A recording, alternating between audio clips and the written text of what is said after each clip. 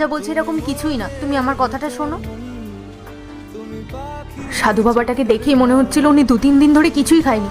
উনি খুব গরিব মানুষ। তাই আমি কিছু চাল আর সবজি ওনাকে দিচ্ছিলাম, কিন্তু তোমার বোন যা করলো, আরে আমি তো এটাই বুঝতে পারছি না যে একজন ক্ষুধার্ত মানুষকে যদি আমি কিছু খেতে দিই তাহলে তাতে ক্ষতিটা কোথায়? এটা বরং আরো পুণ্যের কাজ হয়। হ্যাঁ হ্যাঁ, এখন সব দোষ আমারই। আরে রাস্তাঘাটে তো কত ভিখারি আছে, তা বলে কি আমরা সবাইকে খাইয়ে বেড়াবো নাকি? বল দাদা, এটা তো বাড়ি, কোনো ধর্মশালা তো না। সরি দাদা, আমার ভুল হয়ে গেছে। আমি আর পরিবারের কোনো ব্যাপারে নাক গলাবো না। স্নেহা শোন, স্নেহা।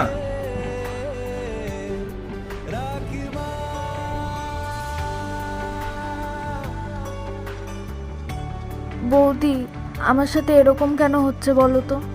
যাই খাচ্ছে না কেন, কিচ্ছু হজম হচ্ছে না।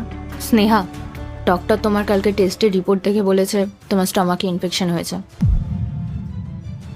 তাই জন্যই তোমার কোনো খাবার হজম হচ্ছে না। আর উনি স্ট্রিক্টলি বারণ করে দিয়েছে দানা জাতীয় কোনো খাবার তুমি খেতে পারবে না। তাই আগে তুমি নর্মালি যে খাবারগুলো খেতে, সেগুলো আর খেতে পারবে না। সেগুলো খেলে তোমার শরীর নিতে পারবে না, তোমার শরীর আরও খারাপ হয়ে যাবে। কিন্তু বৌদি, আমি কি এমন অন্যায় করেছি যে আমি দুমুঠো ভাতও হজম করতে পারছি না? স্নেহা, মনে পড়ে সেই সাধু বাবার কথা, যাকে তুমি ক্ষুধার্ত অবস্থায় বাড়ির দরজা থেকে ফিরিয়ে দিয়েছিলে? এই নিন। কি ব্যাপার বৌদি, তুমি এই লোকটাকে এসব দিচ্ছ কেন? তুমি কি জানো এরা এরকম নাটক করে লোকের বাড়ি থেকে টাকা আর খাবার আদায় করে? এমনিতে এদের বাড়িঘর সব আছে। মনে পড়লো কিছু স্নেহা? উনি কিন্তু সেদিন তোমাকে একটাও খারাপ কথা বলেনি, তুমি ওনার সাথে খারাপ ব্যবহার করেছিলে।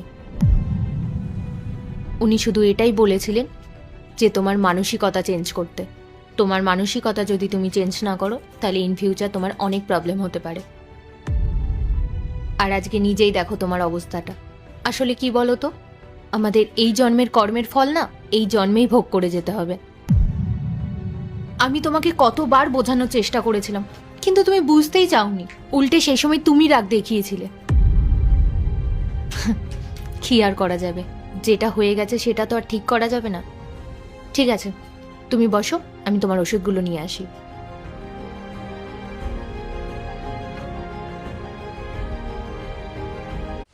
পার্ট 2 দেখতে সাবস্ক্রাইব করো ভেলকু 78M।